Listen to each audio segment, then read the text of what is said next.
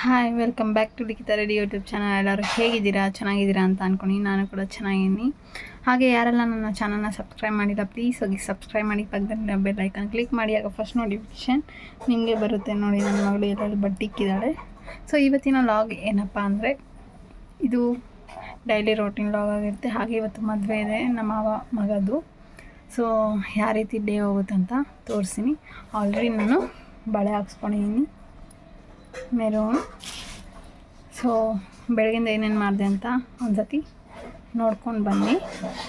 ಹಾಗೆ ಏನೇನು ಮಾಡ್ತೀನಿ ಅಂತ ಕೂಡ ಕಂಟಿನ್ಯೂ ಮಾಡ್ತೀನಿ. ಹಾಗೆ ಈ ವಿಡಿಯೋ ನಿಮ್ಗೆ ಇಷ್ಟ ಆದರೆ ಪ್ಲೀಸ್ ಒಂದು ಲೈಕ್ ಮಾಡಿ, ಸಬ್ಸ್ಕ್ರೈಬ್ ಮಾಡಿ, ಕಮೆಂಟ್ ಮಾಡಿ. ದಯವಿಟ್ಟು ಈ ವಿಡಿಯೋ ಇಷ್ಟ ಆದರೆ ಫ್ರೆಂಡ್ಸ್ಗಾಗಲಿ ಫ್ಯಾಮಿಲಿಗಾಗಲಿ ನನ್ನ ಚಾನಲ್ನ ಸಬ್ಸ್ಕ್ರೈಬ್ ಮಾಡೋಕ್ಕೆ ಹೇಳಿ ಅಂತ ಕೇಳ್ಕೊತ ಬನ್ನಿ, ಕಂಟಿನ್ಯೂ ಮಾಡ್ತೀನಿ. ಮಾರ್ನಿಂಗ್ ತೆಗ್ದಿರೋ ಅಂಥದ್ದು ರಾತ್ರಿ ಅಷ್ಟು ಕ್ಲಾರಿಟಿಯಾಗಿ ಕಾಣಿಸಿಲ್ಲ. ಸೊ ಈಗ ನೋಡಿ ತುಂಬ ಚೆನ್ನಾಗಿ ಡೆಕೋರೇಟ್ ಮಾಡಿದ್ದಾರೆ. ಆ ಕಾಂಬಿನೇಷನ್ ಚೆನ್ನಾಗಿದೆ. ಸೊ ನಂಗೆ ತುಂಬ ಇಷ್ಟ ಆಯಿತು. ಅದಾದಮೇಲೆ ಬಳೆ ಶಾಸ್ತ್ರನ ತೋರಿಸ್ಕೊಂಡೋಗಿ ಬಂದೆ ನನ್ನ ಬಳೆ. ಸೊ ತುಂಬ ಡಿಫ್ರೆಂಟ್ ಕಲೆಕ್ಷನ್ಸ್ ಇತ್ತು, ಎಲ್ಲ ಥರನೂ ಇತ್ತು. ಸೊ 3 ಜನ ಬಂದಿದ್ದರು. ಸೊ ಬಳೆ ಎಲ್ಲ ತೋರಿಸ್ಕೊಂಡು ಅದಾದಮೇಲೆ ನಾನು ಮುದ್ದೆ ಮಾಡ್ತಾಯಿದ್ರು. ನಾನು ಮಾಡೋಣ ಅಂದ್ಬಿಟ್ಟು ಧೃತಿನ ಎತ್ಕೊಂಡು ಬಂದೆ. ಸೊ ಫೈನಲಿ ಮುದ್ದೆ ಮಾಡಿದ್ವಿ ಫ್ರೆಂಡ್ಸ್. ಆದರೆ ಫುಲ್ಲು ಕೈ ಬಿಸಿ. ಅಂದರೆ ಪಾಪ ಆಂಟಿ ಎಲ್ಲ ಕಿತ್ತು ಕೊಡ್ತಾರೆ. ನಾವು ಮುದ್ದೆ ಮಾಡಿದ್ದು, ಅವ್ರು ಇದ್ದಿದ್ದು ಪಾಪ ತುಂಬ ಬಿಸಿಯಾಗಿರುತ್ತೆ ಅವ್ರಿಗೆ ಕೈ.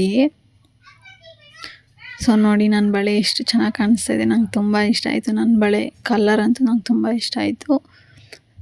ಸೊ ಈ ಆಂಟಿದು ಕಾಂಬಿನೇಷನ್ ಚೆನ್ನಾಗಿ ಕಾಣಿಸ್ತಾ ಇದೆ ಬಳೆ ಆ್ಯಕ್ಚುಲಿ ಹೇಳ್ಬೇಕಂದ್ರೆ. ಸೊ ಊಟ ಹಾಕ್ತಾರಲ್ಲ, ಚಪ್ರ ಹಾಕಿದ್ಮೇಲೆ ಬಳೆ ಎಲ್ಲ ತೊಡ್ಸ್ಕೊಂಡ್ಮೇಲೆ ಊಟ ತಿನ್ನೋರು ತಿನ್ನಲಿ ಅಂತ.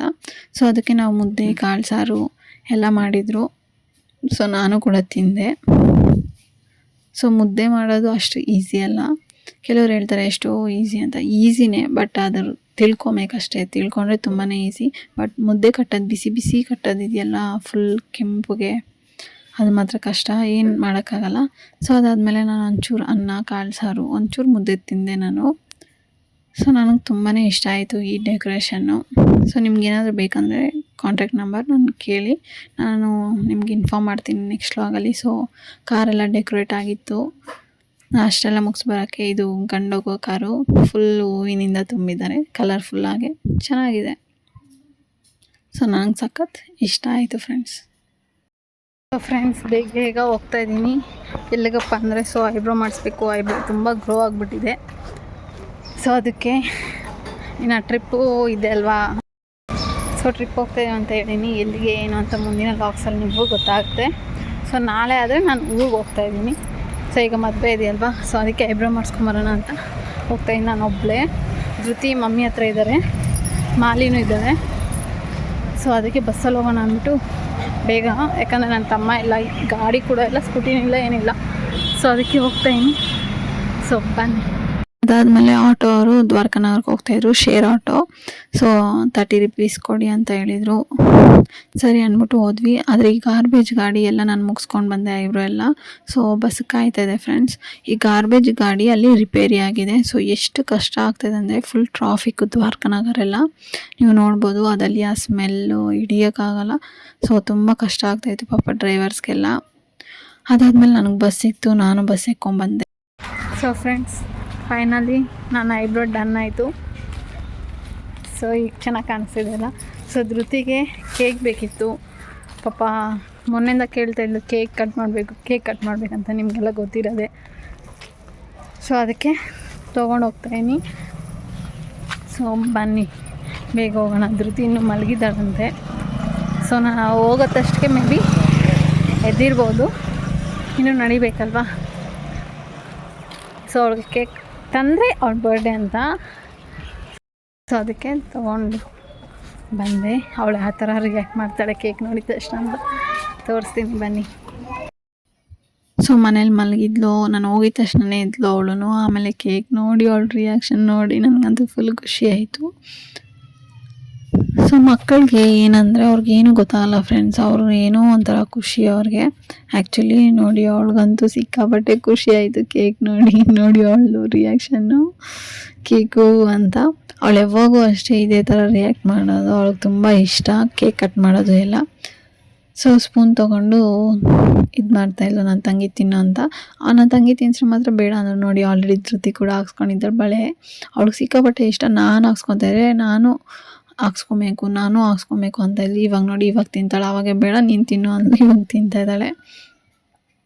ಸೊ ಅವಳೊಬ್ಬಳೇ ತಿಂದಿಲ್ಲ, ನಾವೆಲ್ಲರೂ ತಿಂದ್ವಿ ಆ ಒಂದು ಪೀಸಲ್ಲಿ.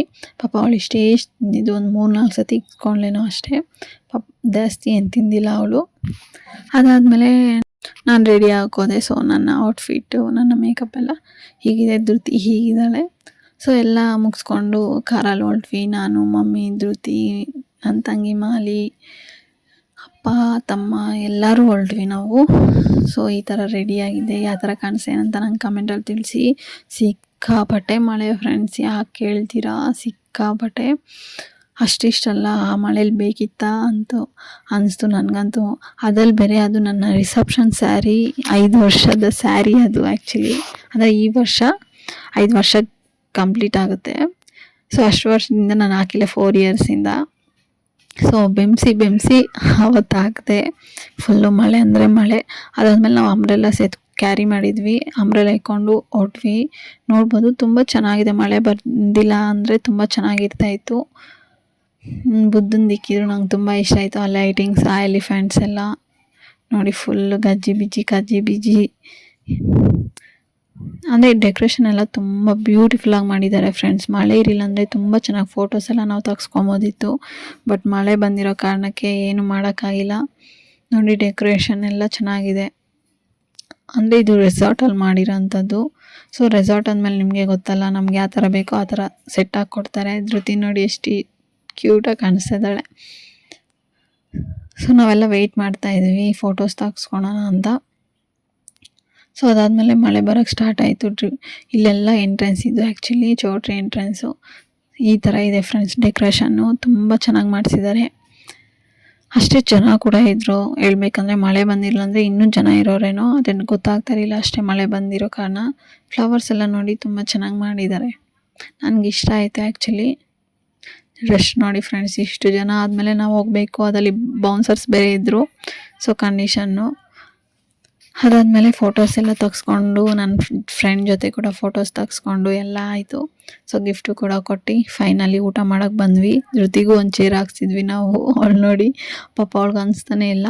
ಸೊ ನಾವೆಲ್ಲ ಒಟ್ಟಿಗೆ ಕೂತ್ಕೊಂಡಿದ್ವಿ ಒಂದೇ ಲೈನಲ್ಲಿ. ಯಾವಾಗೂ ಅಷ್ಟೇ, ಇದೇನು ಹೊಸದೇನಲ್ಲ. ಸೊ ನಾನು ಯಾವ ಥರ ಡ್ರೆಸ್ಸಪ್ ಅದೇ ಅವೆಲ್ಲ ವೀಡಿಯೋ ನಿಮಗೆ ಬೇಕಂದರೆ ನಂಗೆ ಕಮೆಂಟ್ ಮಾಡಿ. ಯಾವುದಾದ್ರೂ ವೀಡಿಯೋದಲ್ಲಿ ಗೆಟ್ ರೆಡಿ ವಿತ್ ಮೀ ಅನ್ನೋ ಕಾನ್ಸೆಪ್ಟಲ್ಲಿ ಮಾಡ್ತೀನಿ ಲಾಗು. ಸೊ ಇಷ್ಟು ವೆರೈಟಿ ಫುಡ್ ಹಾಕಿದ್ರು, ನನಗಂತೂ ತುಂಬ ಚೆನ್ನಾಗಿ ಅನ್ನಿಸ್ತು. ರೋಟಿ, ಒಬ್ಬಟ್ಟು, ಮಸಾಲೆ ದೋಸೆ ಮತ್ತು ಎಲ್ಲ ಥರ ಹಾಕಿದ್ರು. ಸೊ ಅದೆಲ್ಲ ಮುಗಿಸ್ಕೊಂಡು ನೈಟ್ ಬರೋಕ್ಕೆ 11 ಗಂಟೆ ಆಯಿತು. ಅದಾದಮೇಲೆ ಮಾರ್ನಿಂಗ್ ಎದ್ದು 7:30ಗೆ ನಮ್ಮ ಡ್ಯಾಡಿ ನನ್ನ ಊರಿಗೆ ಡ್ರಾಪ್ ಮಾಡೋಕ್ಕೆ ಕರ್ಕೊಂಡೋದ್ರು.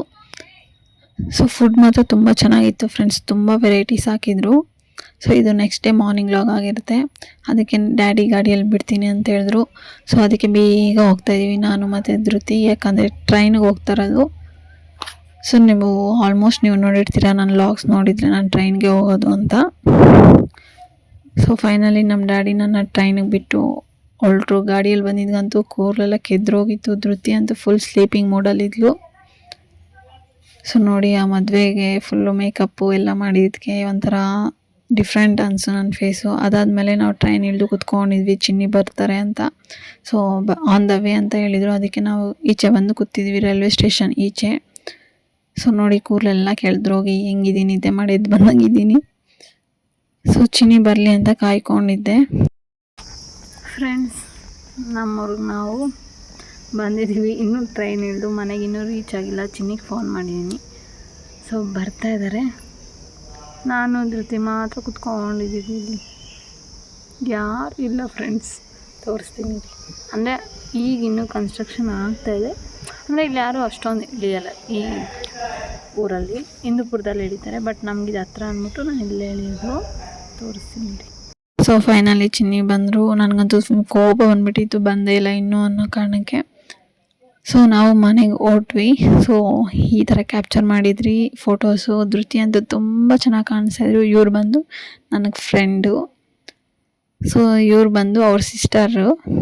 ಇವ್ರು ನನಗೆ ಆ್ಯಕ್ಚುಲಿ ಫಸ್ಟ್ ಫ್ರೆಂಡ್ ಆಗಿದ್ದು. ಇದಾದಮೇಲೆ ನಾವು ಫೋಟೋಸ್ ಎಲ್ಲ ಫ್ಯಾಮಿಲಿ ಫೋಟೋಸು ಎಲ್ಲ ತಕ್ಕೊಂಡು ಸ್ವಲ್ಪ ಹೊತ್ತಿದ್ದು ಬಂದಿರೋಂಥದ್ದು. ನಾವೆಲ್ಲ ಯಾವ ಥರ ಕಾಣಿಸ್ತಾ ಇದೀವಿ ಅಂತ ಕಮೆಂಟಲ್ಲಿ ತಿಳಿಸಿ. ಸೊ ಇವಳನ್ನ ಆಲ್ರೆಡಿ ನಾನು ಪರಿಚಯ ಮಾಡಿದ್ದೀನಿ, ನಮ್ಮ ಅತ್ತೆ ಮಗಳು. ಸೊ ಈ ವಿಡಿಯೋ ಇಷ್ಟದಲ್ಲಿ ಪ್ಲೀಸ್ ಲೈಕ್ ಮಾಡಿ, ಸಬ್ಸ್ಕ್ರೈಬ್ ಮಾಡಿ, ಕಮೆಂಟ್ ಮಾಡಿ.